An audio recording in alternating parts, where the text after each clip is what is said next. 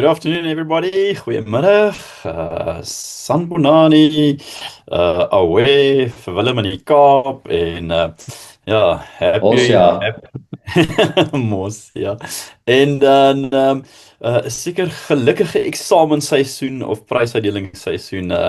Happy end of the year exam season. I see a lot of people still jumping in. We're just admitting them as the day goes on. It's been a while since we had a tech talk, and I'm excited to have today's session. It's really fun. I just watched a video, didn't finish it yet. A guy that I follow on social media that speaks heavily on AI, and he says, the future is looking at us. You're welcome to turn on your cameras. I think we're in meeting mode. So if someone wants to join the discussion, we're not on a stage, we're around the table.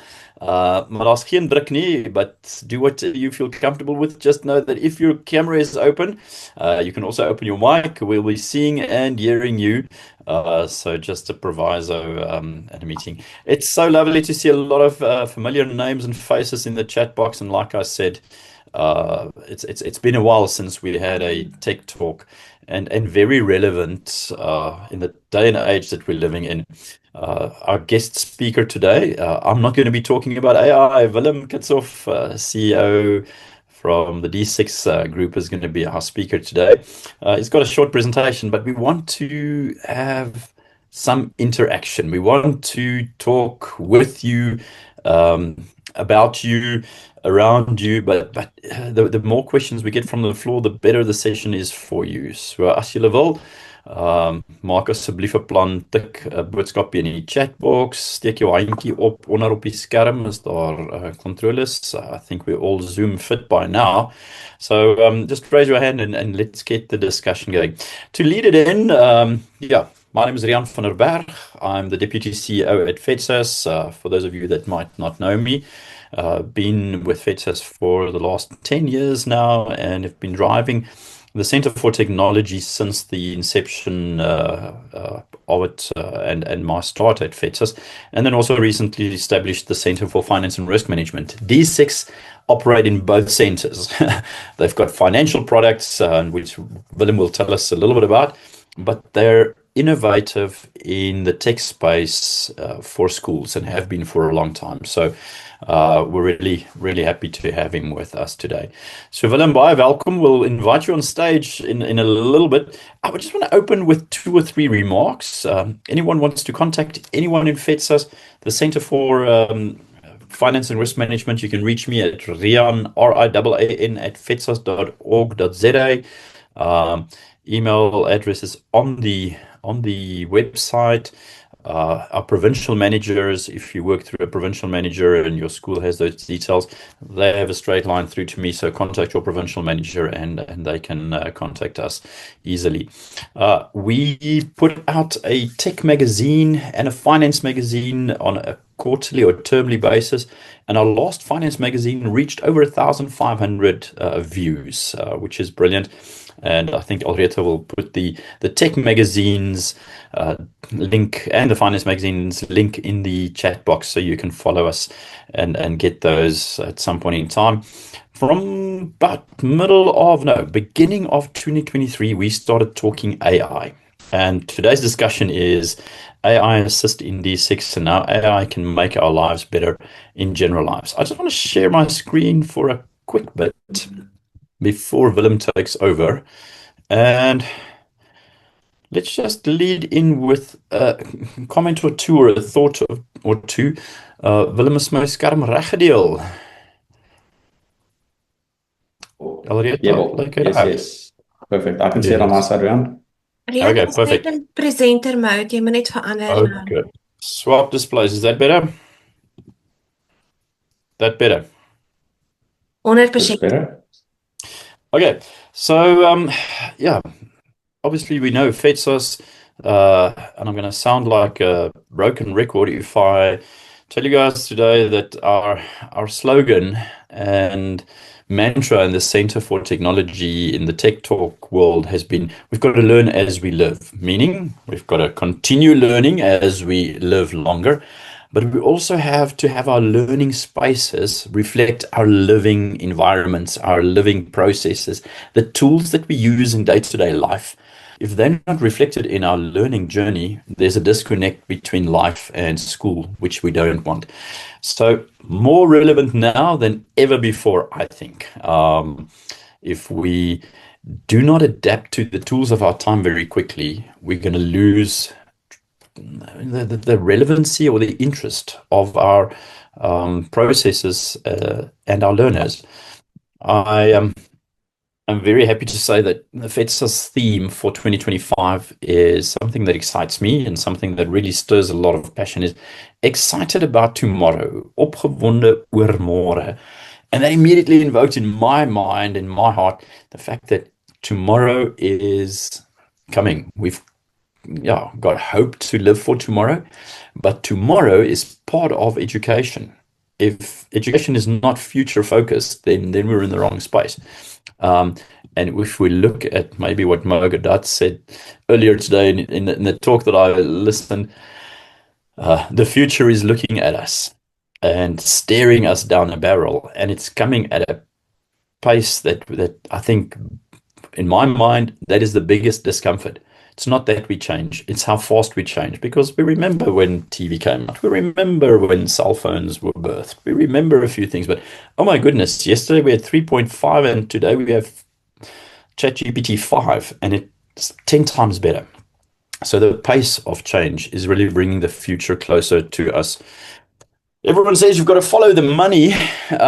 This is just an article that I saw, or a graphic that I saw on a page that I follow, Visual Capitalists, and the investment in artificial intelligence. This is the truth about the numbers, and one can see if people want to follow the money trail, this is where our investments go. This is where your, call it, financial advisor might be looking towards and saying the future is here. And this is the big numbers. Look at the countries participating in this. I think that is my second last slide. Here we go. Who uses technology? Now, this is very interesting. South Africa, third on the list with who uses ChatGPT and other AIs. Interesting there. We're not the third biggest contributor, and there's still a lot of people that's unaware of it.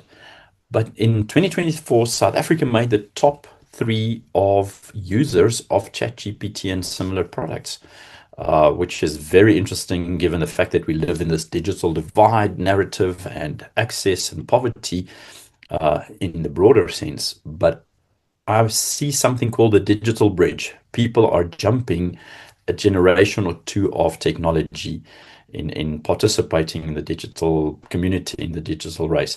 So yeah, we are not far behind, and I think that's why it's so relevant to know that if society is using it, how we're living, then schools must be adapting to that. Interesting fact today is that the exams for the broader matric group started, and this year's matric group is the last group at school that were born before smartphones. iPhone invented or released in 2007, Android came 2008, but there is no more a group at school that were born before smartphones hit the market. Very interesting fact, and possibly a generational shift. All right. Willem and I discussed a few things earlier as we prepped for the session, and he's going to show us some tools. I just did video tools in the last month or so just to test and play around. And I'm going to show you a little something here. Copied in with a presentation, created an avatar, and this is just for fun. Listen to Robert. Hello all, my name is Robert from FEDSAS. Our aim is for schools to flourish and be super successful in bringing quality education to all learners. I am Susan, and together we can make it happen. If you want to laugh, hear me speak Zulu. Well, I hope got a smile or two from you guys. I did nothing but type a few things, and this is the power of tools. 10 years ago, this video, if it was a promotional video, might have cost 50,000 Rand. I created 3 characters, different language, call it dialect and uh, even nationalities, and suddenly we have something. I then went further and played with Willem's D6 company, call it protocol. I had an interview with the marketing director or marketing manager at D6, and this is what came Hello, up. all my. What Hello. came up from there. I'm just going to spend 30 seconds or so. Welcome to the future of school efficiency with D6. Today, we're talking about school finances, a critical topic for administrators, parents, and learners alike. Managing payments, reducing outstanding fees, and ensuring a steady cash flow can be challenging. That's where D6 Pay comes in. Nelia Lombard from D6 is joining me today. Welcome. So yeah, that's very interesting.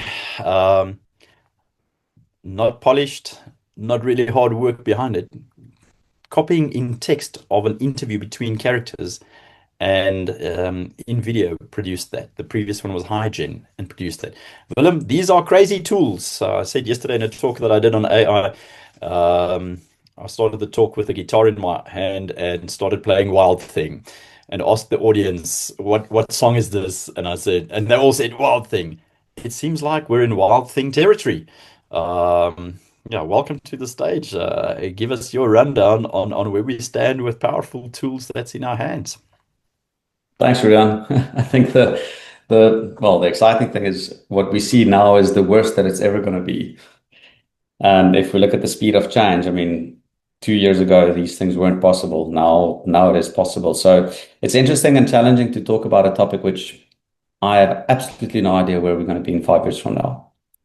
It could be, one could perceive it as scary, or one could see the opportunity and sort of dig into this and jump into this environment and start learning as much as we can and leverage it as far as we possibly can in order to, well, stay up to date. But I suppose the irony is what I'm using today is already outdated because tomorrow things have changed. So it's almost like this catch-up thing the whole time, but it's incredibly exciting in terms of what's happening in the space. So yeah, thanks for the opportunity to engage on this topic. I think it's the challenging thing or interesting thing about this topic is everyone talks about it, but it's seldomly it's difficult for people that have absolutely no experience on it to practically see how it can actually impact their lives and how it could potentially be a benefit for them. So I've got a slide pack that I want to share just to sort of guide the thoughts. But Riaan, as mentioned, I mean, jump in and please ask any questions that you might have while I go through this. So I don't know if this is visible to everyone. We just see I'm on 2 screens and I'm not seeing your second screen yet.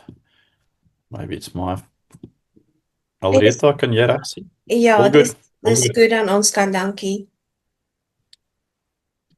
Okay, Riaan, then I don't know what you need to do. Can't fix your problem. Ask ChatGPT. Riaan, are you still there? I'm still here. You can continue.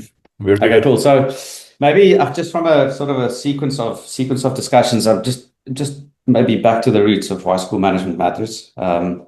And that's obviously a topic which, from a D6 perspective, we're very passionate about. And that's also why the allegiance with FEDSAS is sort of a match made in heaven. I mean, you guys are also as involved with school management and the importance of leadership and management within schools and financial management, which is also something which we're very passionate about. So just quickly touch on that. Then I'm going to go through some of the stuff from an AI perspective. For those, some of you might be very far down the line with AI adoption. Some of you might not have done it at all.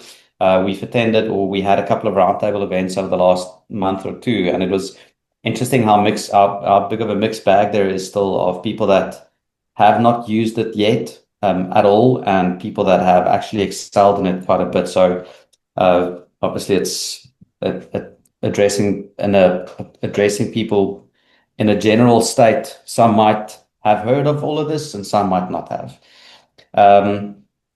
Then I want to go into just a couple of examples in terms of how I use it. I think the the important thing or what I at least want to portray is some practical tips of how one could potentially utilize it for those that haven't used it. Some of you might be more advanced users than me. And then ending up with what, from a D6 perspective, what we're actually doing within this AI space, how are we leveraging AI in order to simplify the world of school management and school leadership teams. So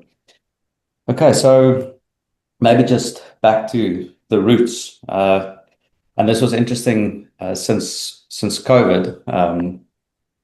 Schools are much more than just, or much more than just learning centers. I think it's whole child development. Our view is that it's a incredibly complex environment, of which learning is obviously one pillar that needs to be maintained, but there's also sports, arts, culture, social engagement. So there's a school as an organization has so many verticals of responsibility, of which learning is obviously a very important element to it.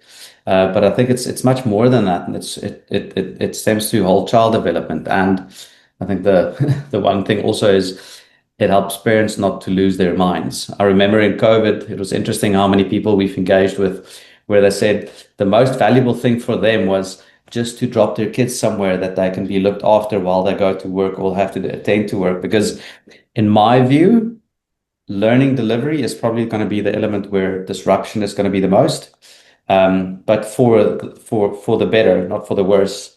And school management, where we look at the school's responsibility to ensure that this organization is effective, is something which is critical in order to ensure that while this learning delivery technology rapidly changes, that schools have the ability from a leadership and management perspective to actually help their employees and staff members, including teachers, to stay up to date with these changes. There we go. There's always, we've got an analogy within, or a saying within D6, that you can build a successful business with an average product and great management, but you can't do the same. You can't do the other way around. So you can't build a business with great product but poor management. And I think the challenge that we see within schools is the ability for schools to maintain or to remain competitive and to keep up with the speed of change from a technical perspective or technology perspective. It's critical that school leadership teams and management teams have the tools and ability and willingness to keep up with these changes. So, and schools are also, as we know, and as everyone in the school know, I think it's interesting where I think the general public normally underestimates how difficult it is to manage this complex organization. So the importance and pressure for school leadership teams to stay up to date and to adopt technology that's available is becoming more and more critical. Now, Willem, can I just jump in there and just anecdotally say that we find that school management teams and leaders and even teachers have this difficulty of explaining to people that spend 12 years at school as the customer, who now think that they know school because they were the customer. But it's far more complex. It's far more complex than it. You're not a school specialist because you were at school for 12 years. And that's what makes it slightly difficult, because the parents who are involved in school think that they know everything about it. But it's far more complex. I agree with you there. And also interesting, just we've got visibility on probably approximately 2,500 schools. So and our view is that these schools are more complex organizations and larger organizations than most SMMEs in the country. I mean, it's a staff complement of anything between 40 to 80 or 100 people. It's budgets of anything between 30 million and 200 million rand per year that needs to be managed. It's infrastructure management. It's an incredible difficult product to manage, which is the curriculum, the CAPS curriculum for South Africa. And then probably the most difficult customer base, which is a parent and a child. And we expect from a general public perspective that these complex organizations needs to be well-oiled, but we don't believe that there's enough emphasis being placed on management and leadership teams in order to equip them with the best that they can actually get. So that's our passion. But anyway, moving on to AI. I think an important thing is people are I think there's two school of thoughts here. One is excited about it, and the other one is very scared about it. And I think our view, at least, and all of this is just our view. It's not necessarily a general consensus, but yes, there's this agentic world that is starting to grow, whereby agents are being deployed within this AI space that can actually do stuff on their own. But I think people who do utilize AI will replace people that do not use AI. And so I think the fear of AI replacing us is in my view, at least in the short term. I don't know what's going to happen in 5 to 10 years. I mean, no one really knows. But my view is that we need to stay curious, and we need to sort of start adopting the technology that's available, but start slow. But I do not believe that it's something that we need to be fearful of. It's an incredibly exciting space, and I think probably one of the biggest disruptive environments that we've seen, probably larger than the internet or the dawn of the internet way back. So it's something that if we're not going to be proactive about it, we're going to be left behind. Or those that are not proactive about it. Sorry, Riaan, you wanted to. No, I just wanted to say, it's one of those things that I find in my talks with schools and teachers. The fear is a big theme. You know, we don't know what it's going to be. Is it this superhero or super villain? Is it going to take over the world? And then closer to home, is it going to take over my job? Now, there's been a lot of job losses in some sectors, but there's been a lot of job gains as well. So the market changes.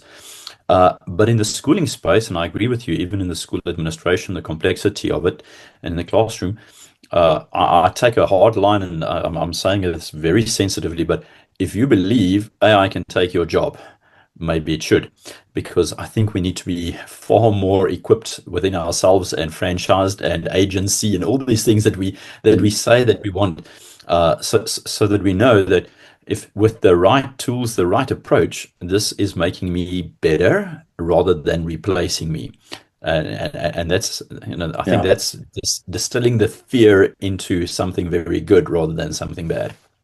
Yeah, agreed. Exactly. And maybe what I mentioned, thinking about the utilization of AI, I think the term AI has been actually with us for a very long time. We just didn't really call it that. But if we look at Google Maps as an example, Google Maps is a form of AI, which it gives you directions in terms of where you need to go based on your instruction in terms of what you provided.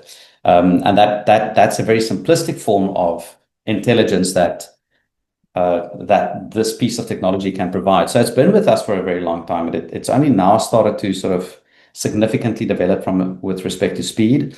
And I mean, basic AI is where we were. I think we're already moving into what they call artificial general intelligence, whereby the machines or the learning models can start to learn and interpret stuff on their own. That's where we already are to a certain extent. And I do think that we're moving, and say that we're moving towards what they've referred to as artificial superintelligence, where some of the functions could be done better than a human. Interesting enough, if you engage on ChatGPT or Gemini or any of these language models that's available, a lot of the stuff that I'm engaging on, this thing is already much better than I am. So I'm leveraging it as far as possible, as opposed to me being concerned that this thing is going to sort of make me inferior. And an interesting thing that I've realized, and through discussion with a lot of people, is that the utilization of AI, and when I refer to AI, I'm referring to the simplistic versions of AI. When we take ChatGPT, Gemini, Grok, even Notebook LM as an example, I think people have this fear of I'm not being authentic, and the utilization of these tools will just enhance your ability to move faster and consume so much more data, and you are still the responsible party to determine the input or the outcomes that are being generated by these tools, that you are happy with it. So authenticity is something which is always going to be part of who you are, but the tool is not going to make you less authentic because you utilize it. It's similar to a calculator. I mean, it's back in the days when to be authentic, you are fast at maths and that is what you're good at. And now the calculator came out, and now all of a sudden the person that uses it is 10 times faster than the person that's not using it. It doesn't make the one more authentic than the other. But I think saying that, I think there's a large caveat to that, is that what we see just in D6, I mean, that our staff members, we try to get all of them to utilize AI in some form. And it is you can very quickly see whether someone has literally been just a conduit from whatever tool they're using, whether it's ChatGPT or Gemini or any of these tools, to the outcome. It's almost like a copy and paste, and you're just the conduit. And it's very easy to see that people didn't really apply their minds and they weren't very conscious about how they utilize the tool. And it's also very interesting to see the other way around, where people are very conscious around how they engage with these AI tools, ask the right questions, make sure that you give as much context as possible. And the outcome is, it's day and night, a difference when someone is just utilizing these tools and acting as a conduit between the tool and whoever's requesting the information or the outcomes. And that is why I'm saying to be conscious in terms of how you utilize it is critically important, but don't be scared of it. I mean, a lot of these tools are free to utilize.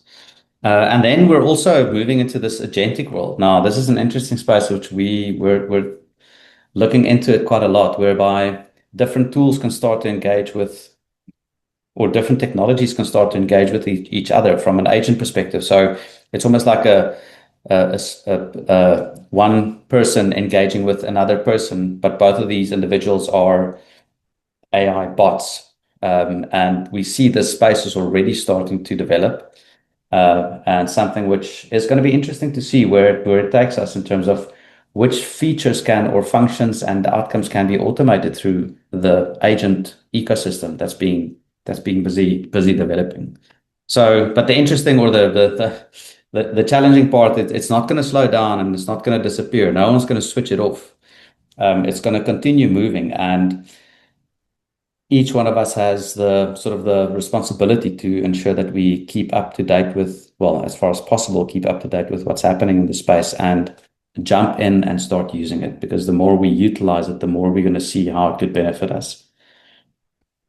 From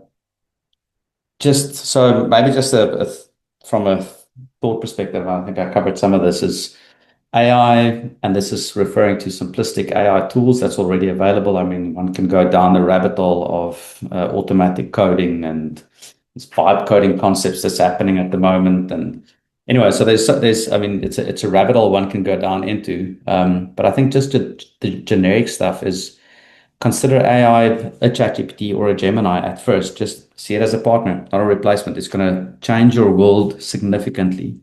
But as mentioned, be very cautious around how you use it, and not cautious in the sense of scared about it, but be, be not authentic in terms of how you use it, but you need to be mindful in terms of how you utilize the AI. So poor questions, it's like engaging with a professor. If you ask stupid questions, you're going to get a dumb answer. And it's the same with AI. You need to be very clear about what you want and give as much context as possible for this AI tool to give you more value. So your preparation is definitely something that will matter. And I'll show you now a couple of examples of just my world from a leadership or management perspective, how I utilize it. But it's going to be different for teachers in the classroom. It's going to significantly change their lives in terms of how quick they can produce tests. I mean, Riaan, you had that one example that you generated an exam based on caps for one of your children. I can't remember exactly what it was. That's a grade 9 math exam, June, for the CAPS curriculum, 3 minutes, 200 marks. And I've got the memo and she's got the question paper, and we've got mock exams unlimited in the house, which is one of the things that people want. So yeah, just as a personal tutor and a parent tool, but that could help the teachers as well. So it's already a partner rather than a replacement. And interesting, so if I can move to maybe just some of the examples of how I use it. So one needs to be conscious about the settings within the AI tools that you utilize, whether it's Gemini, ChatGPT, Grok, any of these platforms that has AI capabilities, to ensure that the necessary tick boxes have been ticked in terms of sharing of information. But the tools all are built in such a way that you can specify whether certain things can be shared or should not be shared. So ChatGPT, for instance, has the ability that you can make it explicit that the information that I'm putting in here should not be utilized to improve the model. As an example, and it's the same thing within Gemini from a Google perspective. I'm not well versed within most of the other language models from an AI perspective. I think the stuff that I utilize most is ChatGPT, Gemini, and then Notebook LM. And Notebook LM is an incredible tool where you can input information into this environment and then ask it to generate the podcast between two people. Interesting how I utilize that as an example is if I need to do monthly reporting to our board members, I would utilize Notebook LM to import my monthly board pack. And then I ask Notebook LM to generate a podcast between two people so that our board members can actually listen to the podcast as opposed to them having to read through it. So that's an example of how I utilize Notebook LM. Probably the AI that has significantly changed my life is Whisperflow. And Whisperflow is an interesting tool where I think their slogan is we want to kill the keyboard.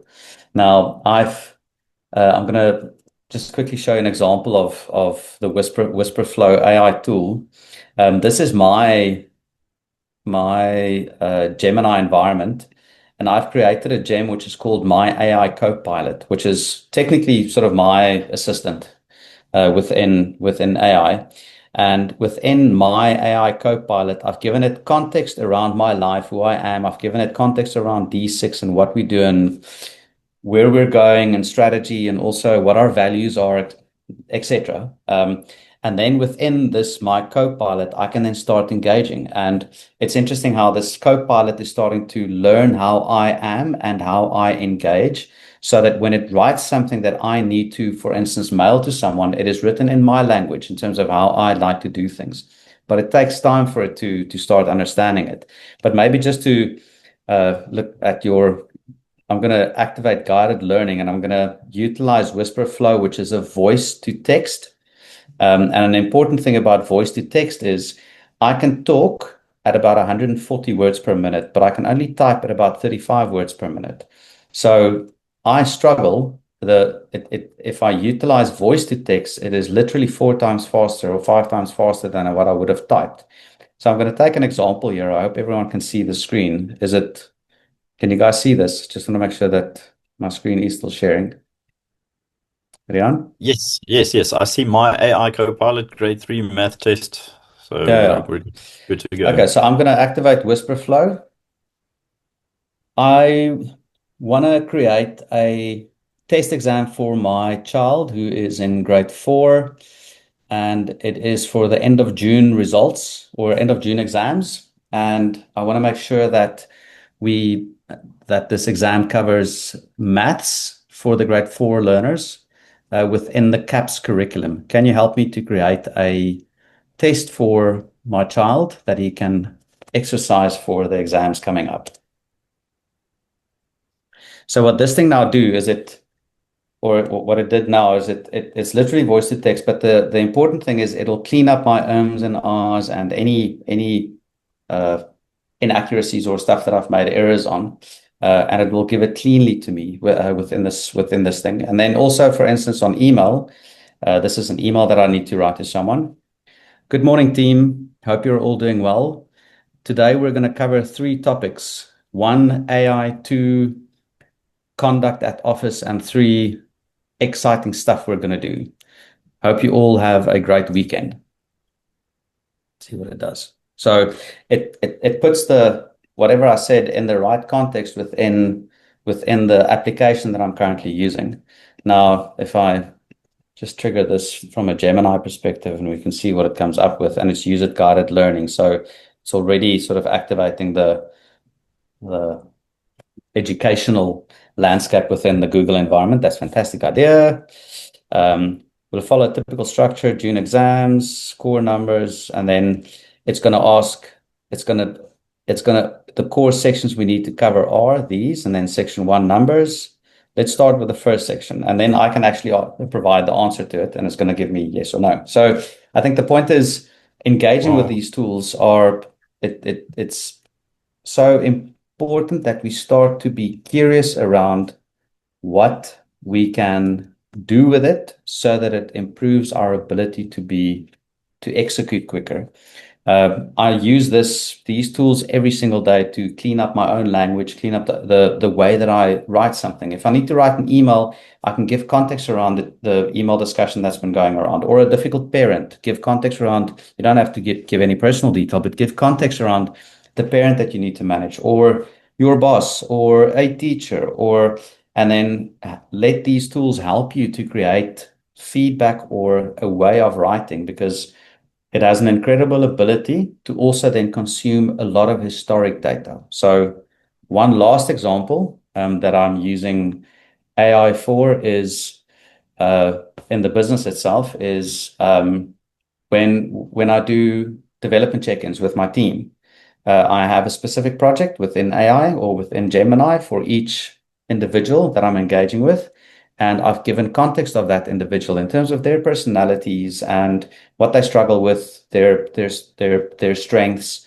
And then when I do development check-ins, I utilize the Gemini AI tool. So because it does not have recency biasness, if you engage with your staff members, something that might have happened 6 months ago, it might still be relevant, but we're recently biased mostly. And these tools help me to ensure that I engage with the staff members internally in their individual right based on who they are, because it's difficult for me to sort of fathom all of these different personalities. Some people do it more naturally than others, but it's been an incredible help for me to make sure that when I engage with people, I actually utilize my co-pilot, or my AI pilot, which is sort of my assistant, to help me with these relevant matters. So anyway, that's just sort of general examples of how I utilize the tools internally, and how it could potentially apply to you guys as well in the school. Then lastly, from a D6 perspective, what we're busy with within D6 is one of the biggest benefits of these AI tools is the ability to consume an incredible amount of information and relay that information in a simplistic manner to the user that needs insights. Now, the interesting part within the school space, what we've seen is there is so much information residing within the school management space. If we think about administration, everything about the learners, their parents, the educators linked to them, their code of conduct, their absenteeism, everything about their marks, potential, code of conduct, disciplinary related stuff. All of this data resides within the admin and curriculum space. There's also information sitting within the financial modules, and management teams struggle, and anyone within the school space for that matter, struggle to, for instance, gain simplistic insights in terms of all of this complex data that is residing within the school management environment. And the beauty of what these AI tools can do is take all of that information and provide it in a simplistic manner based on whoever is using it. Now, imagine sort of having a small ChatGPT or a Gemini platform within D6, which gives you the ability to engage on your administration and curriculum data. So you can, for instance, an example here is given all the historic information around all the learners' history, their marks, their discipline, their absenteeism, give me your view on which learners at this point in time is at risk, based on all the historic information that we have. And the AI models have the ability to consume all of that information and provide you with maybe 2 or 3 learners. And then you can ask, help me with a rectification plan for the next 2 weeks, as an example, because the entire CAPS curriculum is not foreign to these models anymore. CAPS is known by ChatGPT, Gemini. They know exactly what the CAPS curriculum looked like and its content. They know exactly the intricacies and theory of everything that the learners need to learn. And they have so much additional knowledge worldwide that they can consume in order to help you as a teacher or anyone in the school to help these learners on the right path. Finance is another thing. To ask questions around financial information within the school. Governance reporting, I mean, you can, if all this data everything within the school space is available within one of these language models or in a language model of some sort, you can say, please prepare an SGB report for me to summarize the curriculum performance for the last month and high-level financial information. So imagine that's sort of the world that we're seeing from a D6 perspective and how we want to help schools and school management teams and staff members to leverage the strength of AI to make their lives easier.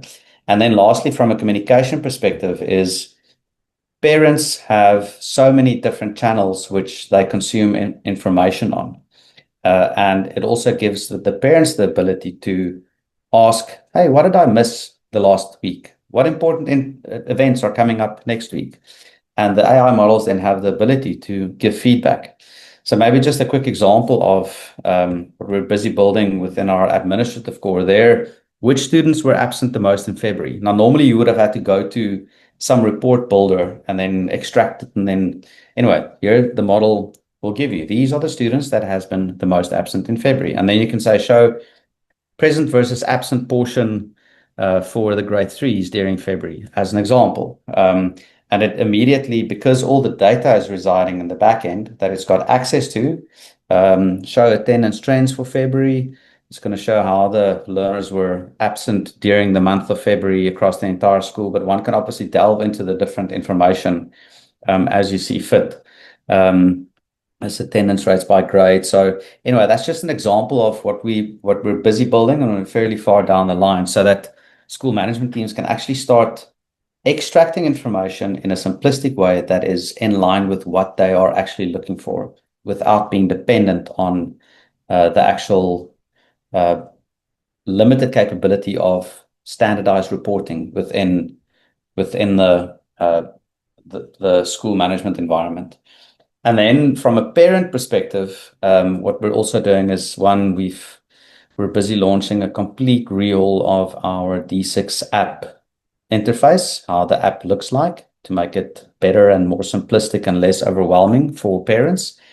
And we've also launched our new AI assistant within our application, which gives parents now the option or the ability to access Parent Assist, and this will then give the parent the ability to, for instance, we've got a couple of random examples here, but what events did I miss? Or what payments is outstanding that I should access? Or what important events are coming up next week that's applicable to my learner? Because the model in the back end understand who is the learner linked to your environment.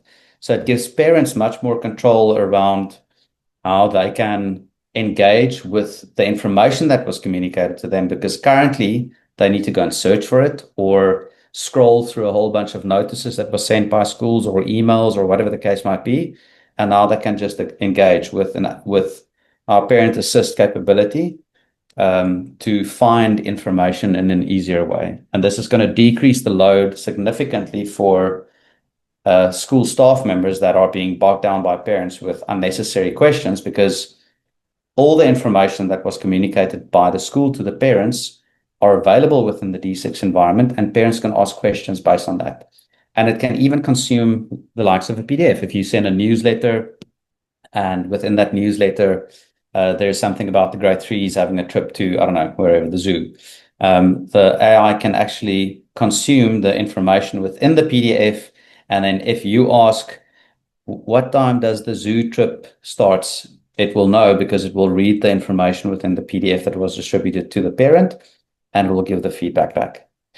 So that's in a nutshell what we're doing from an AI perspective. And we've launched a couple of new stuff. Altivo, just to quickly, it's sponsorship management platform, because we know schools have the need to generate additional funds. I think now, what we've heard of, especially the Quintile 5 schools getting 500 Rand less per learner per year, that was recently communicated by the Department of Education.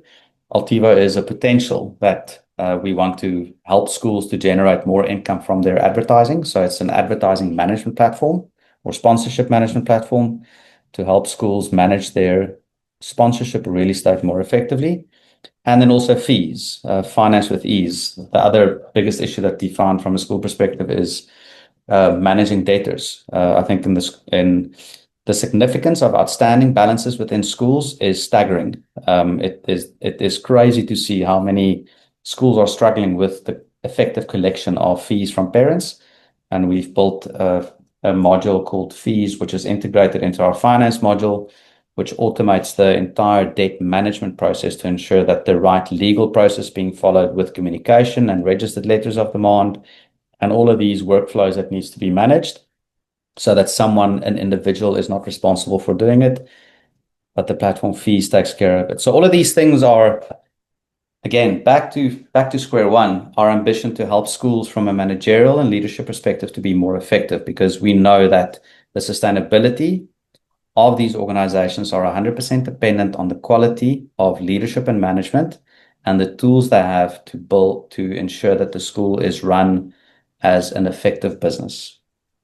Sure. We've got a roundtable coming up on the 30th of October on our website. I think there's on our website the link to register. So those in Cape Town, Stellenbosch, Western Cape area, welcome to join our roundtable next week, Thursday. And that's a wrap. Thanks, Riaan. Sure. Exciting stuff. Two things come to mind. Just back to the replacement model. Will AI replace us? And I always tell people or ask people, did guns replace policemen? Not quite, but I think it made them more efficient. But it's a very dangerous tool. So you need licenses for guns. Yeah. You need training for guns. So think of it as, yes, there's a gun, but for a gun, you need to have at least some sort of responsibility and training and understanding the power of the tool. So the second one is, which excites me, is things might be working.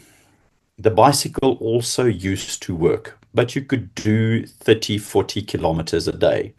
Then the car came, and the bicycle is not broken, but the car can take us 500, maybe 1,000 kilometers a day.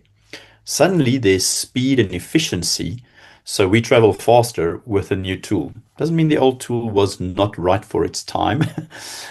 So we're not saying what we did in the past was wrong, but man, if there's a faster, more efficient, and in schools possibly more cost-effective way, should we not look at that? Saving time in the office, which you showed us, saving time in being efficient in communication. The communication side of things, I think, your whisper got me thinking.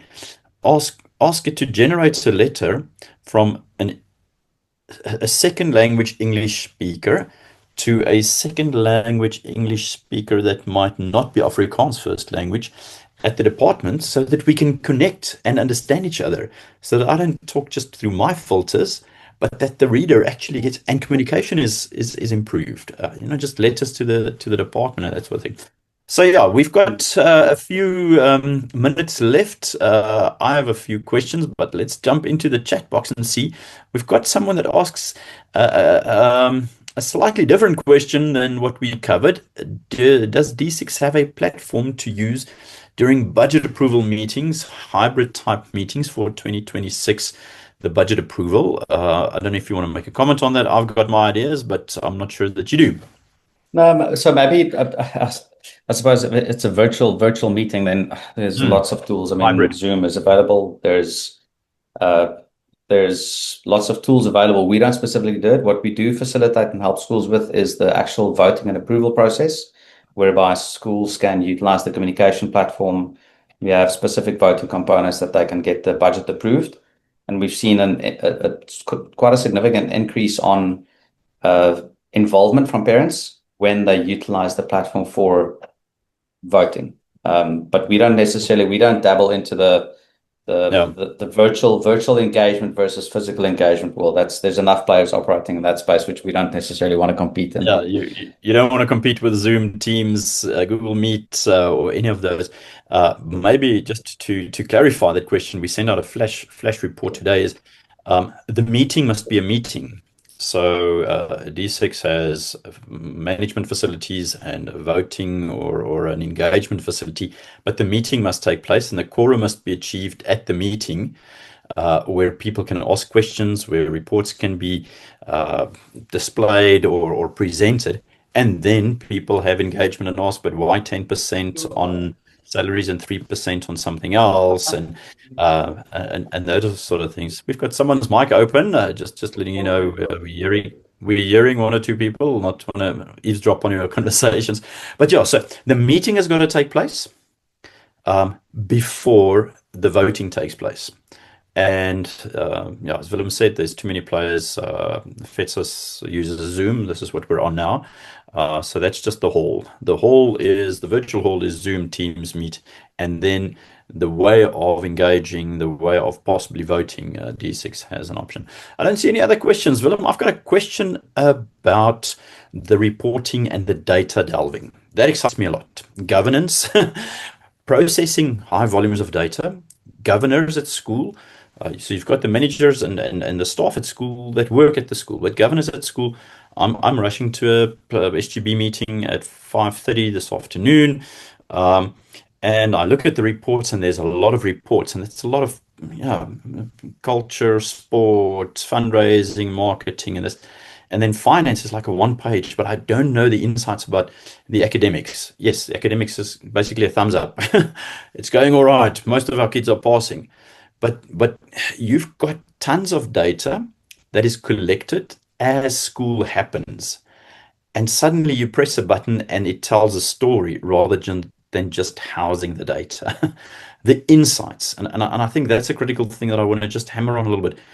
The data is mass, but possibly too much for schools. And now you can give it value. So the value is not what the program costs and the storage house cost, but the time for your managers and governors to get the real value and the story of it. Do I read that right? You're muted up, but yeah. Yeah, you're 100% correct, Riaan. What we see the challenge normally is that because there's so much data, people use selected data when reporting happens. And that doesn't mean that selected meaning only the stuff that you want to report on, but it's the stuff that is available. Yeah, but that's what you usually see is people use selected data, so not the full picture, because the time to process or the time to report is not there. Is time not and malicious. ability. And ability. Okay. Yeah. So I think what we've built now within consider it a small ChatGPT within D6 is the ability to consume everything and give simplistic insights over everything. So you could, for instance, say, give me a one-pager on highlights of schools, and I want these elements to be covered. Give me a snapshot of it. So it gives the SGB as an example, which potentially needs a top-down view, but then within the different school management teams, they could potentially delve into it in much more detail and then start engaging on it. So you might ask one thing and the feedback might trigger additional questions, and then you can ask again on it. So it's similar to any of these models where if you start engaging with it, it becomes the ability that it almost becomes a very intelligent and informed agent that you can engage with, because it has context and information of the entire ecosystem that you want information on. And then one can look at stuff, because there's the modular, there's obviously language models that are strong in data analytics or maths or just general language, or these models have then the ability, for instance, you can say, what is the relationship between learners' marks versus their absenteeism and disciplinary? Is there a relationship? And is there something that the information might show, because it has the ability to contextualize and sort of analyze all of this complex information, which from a human perspective, it would have been very difficult to try and orchestrate all of that And it could give you that in minutes. Now, one important thing is there is this concept called hallucination, where the AI tools make up stuff which is false. And that's why human intervention is still critical, because you can't just accept that what is being presented is 100% correct. You always need to question it. But there's that joke, the guy that says, I'm very quick at maths. And then the other person says, okay, cool, let's test you. You said, okay, what's 5 plus 5? He says 15. What is 2 times 2? It's 23. And so it goes on, and it was wrong the whole time. And the guy said, but you're terrible at maths. And he said, no, I'm quick. Didn't say I'm accurate. And I think that's an important thing from an AI perspective, is that we always need to question the accuracy. And that's where our involvement is critical, because the AI tools, in most cases, are correct. But there are these hallucination issues popping up, which one needs to be very careful of, just being a conduit of asking and then presenting. Make sure that you agree with what is being presented and what is being said. Far more agency in the human, not just believing that, if it was printed in, I don't want to knock any magazine, but if it was printed in the Huisgenoot, you think it's the truth because it was printed. It doesn't really mean it. If it was printed in a medical journal, that might be far more legitimate. But we're coming to the end of our session, and I'm fascinated. I like where the time saving is and where the critical issues are. I've used ChatGPT to process data from the Department of Education, 22,381 schools with columns beyond AA and AB and BB on Excel, and testing the hallucination with my own formulas to check how many schools are doing this and doing that. And I get them with complex formulas and lots of hours and dragging and filling and whatever. And then I dump that spreadsheet into ChatGPT and say, here's the criteria. Identify the number of schools in that province that has this as a subject. Boom. Seconds, and the same answer. So I tested I tested my own work with that as a sideline. I want to end the session and say a big thank you to Willem. I think if we can be more productive in schools, we're saving time, saving money. If we can be more efficient, we're definitely doing something to the welfare of our staff. If we can give better information to our governors and our managers, we make critical decisions in fixing problems faster. And that is, I think, one of the issues that I really learned today. There's information that tells a story, and we can respond to that. So I've got 2 slides, but I don't want to show them. I want to tell you what my suggestion is for schools. Maybe I must just share it in 30 seconds. And just go, and what I think we should do now is we should learn of AI. It's the electricity of this generation. We should learn with it and work with it, enriching the processes, teaching as well as managing. We should learn through it. Remember, learning as we live. Learning through it means using it as a tool, going all out and plugging in databases in there or spreadsheets in there. And then, very important, learn because of it. There are hallucinations, there are risks. We've got to have licenses to operate these tools. So schools definitely have formal and informal talks about this. Explore, play around, experiment, and it seems like D6 has a sandbox environment for you inside your school's own data. You don't have to jump outside and create policy and be scared of data sharing. And how do we learn? We've got to read, follow, explore. Follow us on social media, the Center for Technology. Get involved in our... follow me on Facebook. I probably post an AI post every day, if not 2 a day. And then go make mistakes. Go try it out and make mistakes. Get the newest magazine. Let's not be concerned about the digital divide, but let's create the digital bridge, so that we can be a truly effective digital community. And community plays to the fact that we are human and we've still got to touch each other, still got to look at each other. So with that said, Willem, I don't know if you've got a last word of thank you and goodbye, but thanks for sharing your time with us. People can contact D6 on the website. info@d6.co.za. info@d6.co.za. Thank you. Willem, thanks so much for joining us. Everyone, have a happy Thanks, Thursday. Thanks, everyone. And a lot of places will be closing school early tomorrow, I think, because the exams are in full swing from next week onwards in the Good high luck. schools. And we're thinking of our matrics. So go well. Amen. Take care, everybody. Go well. Thanks, Bye-bye. everyone. Bye-bye.